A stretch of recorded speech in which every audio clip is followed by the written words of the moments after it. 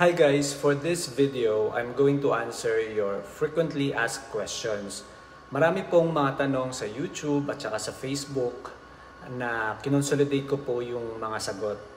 Sa totoo lang, yung mga tanong ninyo, nasagot ko na yon sa iba kong vlog. However, hindi po kayo nanonood at hindi nyo po kinakatch yung mga sagot doon mismo sa mga vlog. Ngayon, para sa convenience ninyo at sa pleasure ninyo, tuturuan ko na lang po kayo, sasagutin ko po ngayon dito yung mga tanong ninyo straightforward. Also, marami pong nag-PPM sa akin sa Facebook. Nababasa ko po yun, hindi ko lang binubuksan kasi never-ending conversation na at ginagawa na akong konsultan. Now, let's begin with the very first question. Ito yung madalas kong nababasa. Saudi Police Clearance expiration date. So, the answer is coming from the MOFA officer. Nung nagpa-stamp ako, tinanong ko siya kung kailan ba talaga yung expiration date. Kasi nga maraming nagtatanong. Dalawa yung sagot niya. If gagamitin nyo lang for loan and gagamitin nyo lang within Saudi Arabia, hindi siya kailangan ng MOFA stamp or MOFA apostille or ratification. Pero, 1 month valid po iyon kapag gagamitin nyo within Saudi Arabia. Kung mag-a-apply kayo ng Saudi Police Clearance at nandito pa kayo sa Saudi, ang tamang sagot po doon is 1 month validity.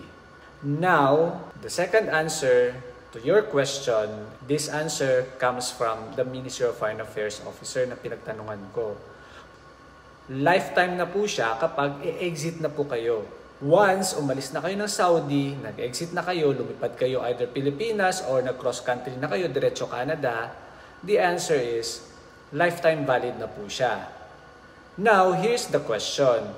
Let's say, nag-exit na kayo, kumuha kayo ng police clearance, and then 1 year later, nag-apply na kayo ng permanent residency ninyo, at hinanapan ulit kayo ng police clearance, at pinakita ninyo yung bit-bit ninyong police clearance from Saudi, at sinabi sa inyo na kailangan nyo ulit kumuha. Now, here comes the discretion of the visa officer. Kung tatanggapin ba niya, pero may mga visa officer din na very considerate at tinatanggap nila yung Saudi Police Clearance ninyo kahit 1 year ago nyo pa siyang kinuha. But most cases, pinapakuha talaga ng bago, especially if you're moving na to another application. Let's say, for permanent residency or citizenship. Kasi based on my experience from Australia, may mga kumuha ulit for PR. Now, that's the answer to the first question regarding the Saudi Police Clearance expiration date or validity. Here's the frequently asked question number 2. Kailangan po ba ng MOFA authentication or ratification and apostille or kailangan ba ng consulate or embassy authentication ang Saudi Police Clearance? The answer is yes.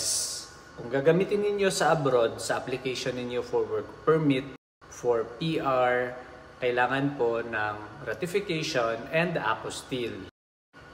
Take note that on December 2022, Saudi Arabia has joined the Apostille Convention.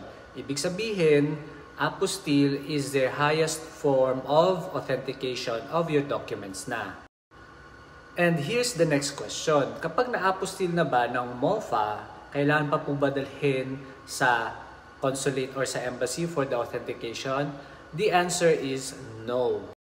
Before na hindi pa member ang Saudi Arabia ng Apostille Convention, kailangan talagang dadalhin sa Philippine Embassy or Philippine Consulate natin. But this time, kapag napa-apostille nyo na yung Saudi Police Clearance ninyo, hindi na po siya kailangan.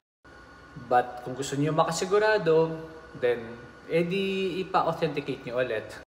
But I believe kapag na-apostille na, hindi na rin yun i-accept ng consulate kasi apostille itself is already the highest form of the authentication. Sir, ayoko po ng apostille. Gusto ko po yung authentication ng consulate natin. Actually, pwede nyo rin naman gawin yon. But pagdating nyo doon sa consulate, minsan mag-a-advise sila na much better na pina-apostille nyo because most of the countries nowadays are looking for the apostille instead of authentication of the embassy or consulate. Like for example, Czech Republic. they don't accept the authentication of the embassy and consulate. They are requiring the applicants to have their documents apostilled. Kaya kapag napa-MOFA ratification and apostil nyo na ang documents nyo, hindi na po siya kailangan dadalhin sa Philippine Embassy and Philippine Consulate for another authentication. Question number 3. Saan po ba kailangan ipa-authenticate ang certificate of experience ko? Here's the rule of thumb. If you're working in a government company, like for example, government hospitals, you have to bring your documents in Ministry of Foreign Affairs. But if you are working in private company, which is I believe most of the kababayan here are working in the private company, so yung COE ninyo must have a Chamber of Commerce authentication. It should be done by your Human Resource Department. Remember, today, ang Chamber of Commerce are in digital certification na. Sir, yung HR namin sabi hindi daw sila authorized authenticate sa Chamber of Commerce. So what am I going to do? Ito lang, naisip ko lang to. Ask your private employer to issue you an Arabic certificate of experience, and then dadalhin mo yon sa translation center dito sa Saudi Arabia and ask them to translate it into English and have that Chamber of Commerce. Pwede nyo pong gawin na option po yon if in case na yung company niyo is walang HR or hindi authorized na mag-authenticate ng Chamber of Commerce. Question number 3. Ayan, translation pa rin. Kailangan ba ipatranslate ang Saudi Police Clearance? The answer is no. Hindi na po kailangan. Kasi kung mapapansin niyo sa current or the latest format ng Saudi Police Clearance, meron na pong translation sa left side ang Saudi Police Clearance. On your right side is the Arabic and on the left side is the English. Before, with the old format, pinapatranslate po yun kasi there are words na walang translation sa English. Like for example, the name. But in the current format, hindi na po siya kailangan ng translation. Last question. Sir, pwede po bang padala sa SAMSA or sa DHL, ipapadala sa embassy yung document ko para ma-authenticate nila? The answer is no, kasi walang service ang embassy at saka consulate na via courier. Maybe na-confuse lang kayo doon sa vlog na ginawa ko na you can have your documents authenticated by the Ministry of Foreign Affairs via Saudi Post. Yes, tama po yun. If wala kayong time, malayo kayo sa mga main cities sa Saudi Arabia, pwede ninyo po gamitin ang services ng SPL to have your documents authenticated and apostilled by the Ministry of Foreign Affairs. However, ang embassy and Philippine Consulate natin, wala po silang services for that. Okay? Kung gusto niyo magpagawa ng SPA or mag-apply for anything na documentation, kailangan po yung presence ninyo doon sa embassy or Philippine Consulate. Pero if gagamitin ninyo ang DHL or SAMSA, wala po silang services at walang tatanggap po ng documents ninyo. Kasi remember, the consulate is marami po yung composition. Meron po yan solar services, yun po yung mga documentation services. Merong Polo OWA, merong SSS, merong Pag-ibig. So, maraming scope po ang consulate or embassy natin. Kaya wala po silang ganong services.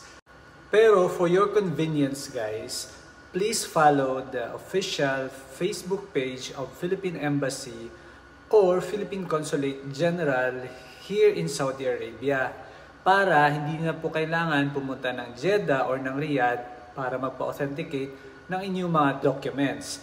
Instead, you can avail their consular mobile services. So, sana nasagot ko po yung mga tanong ninyo.